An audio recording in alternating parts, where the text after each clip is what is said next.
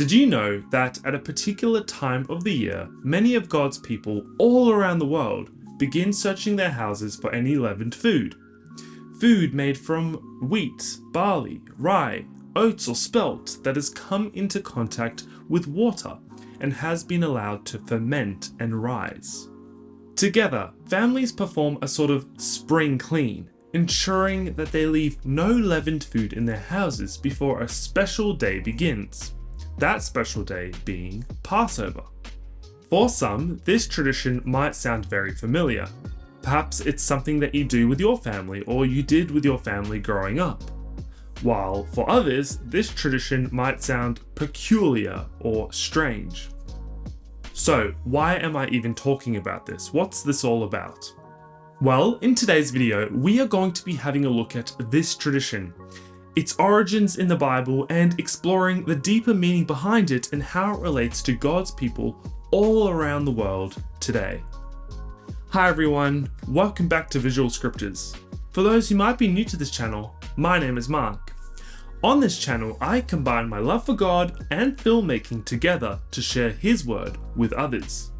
Passover, otherwise known as Pesach, is one of the most important biblical festivals in the Bible. It commemorates the freeing of the Israelites from slavery in ancient Egypt through God's mighty power displayed in the form of 10 plagues. God commanded His people to commemorate the Passover as a lasting ordinance to remind them of His power, mercy, and faithfulness. To this day, both Jews and some Christians celebrate the Passover through a range of traditions. This special festival is rich with symbolism of God's mighty power and salvation. I covered the meaning of Passover in a previous video. If you haven't seen it yet, I encourage you to do so, as it breaks down what Passover is about, how the Jewish people celebrate it today, and its connection to Christians today. As I said at the beginning of this video, one tradition of Passover is the clearing of one's house of any leavened food.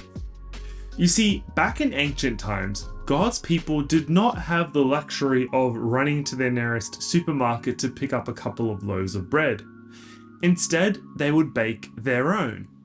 Those who bake bread or have baked bread in the past might know that an essential ingredient is a leavening agent, such as yeast, which causes the bread to expand into a fluffy loaf. Without such a substance, bread would look flat and crispy like this matzah here. In the story of Exodus, after God's last powerful plague on Egypt, Pharaoh let the Israelites go, and as a result, the Israelites fled Egypt in haste. In Exodus chapter 12, we read, "The Egyptians urged the people to hurry and leave the country, for otherwise, they said, we will all die." So the people took their dough before the yeast was added and carried it on their shoulders in kneading troughs, wrapped in clothing. With the dough the Israelites had brought from Egypt, they baked loaves of unleavened bread. The dough was without yeast because they had been driven out of Egypt and did not have enough time to prepare food for themselves. Earlier on in that chapter, we read that God commanded the Israelites to celebrate the festival of unleavened bread because it was on this very day that I, God, brought your divisions out of Egypt. Celebrate this day as a lasting ordinance for the generations to come. In the first month, you are to eat bread without yeast, from the evening of the 14th day until the evening of the 21st day. For 7 days, no yeast is to be found in your houses. And anyone, whether foreigner or native born, who eats anything with yeast in it must be cut off from the community of Israel. Eat nothing made with yeast. Wherever you live, you must eat unleavened bread. To this day, Jews all around the world will search their houses carefully to get rid of any leavened food, to ensure that none is left when Passover begins. Jews take this tradition very seriously, and often it becomes a big family event. Some families will even use a feather to clean out the last of the crumbs in their drawers and cabinets. Once all leaven has been removed, it is customary to make the following declaration.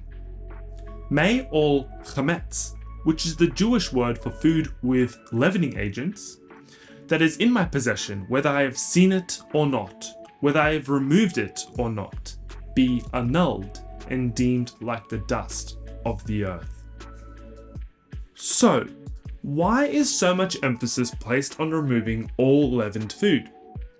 Well, aside from the fact that God clearly commanded his people to do so, various scholars and commentators have provided further insight as to the symbolism of leaven.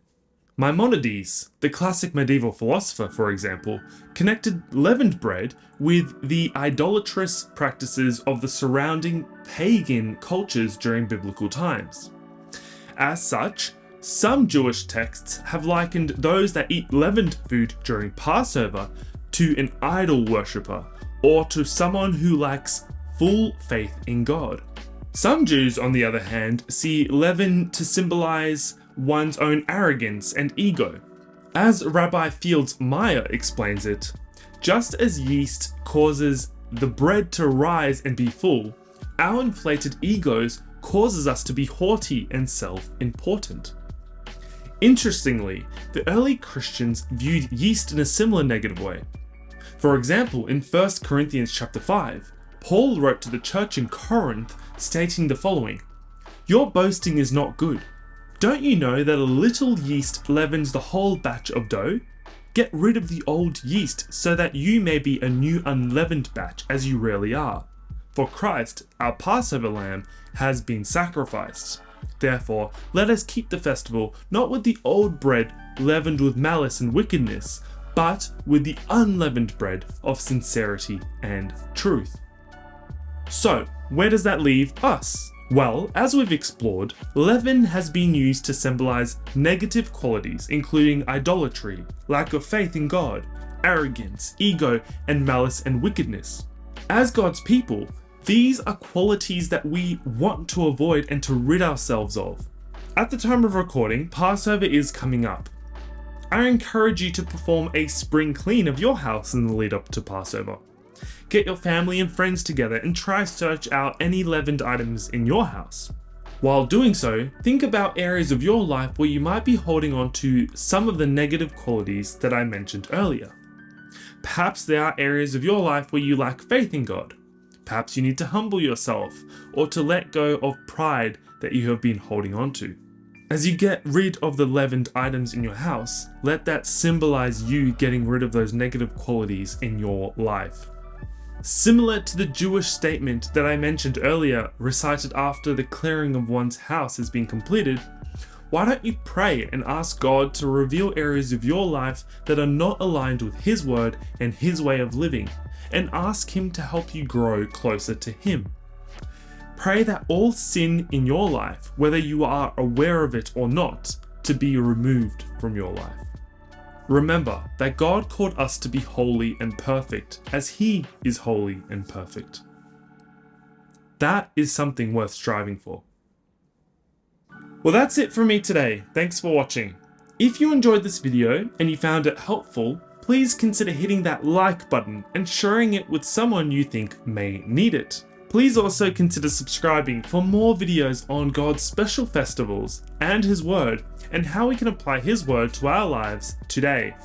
Thanks again for watching, and until next time, stay safe and keep that faith.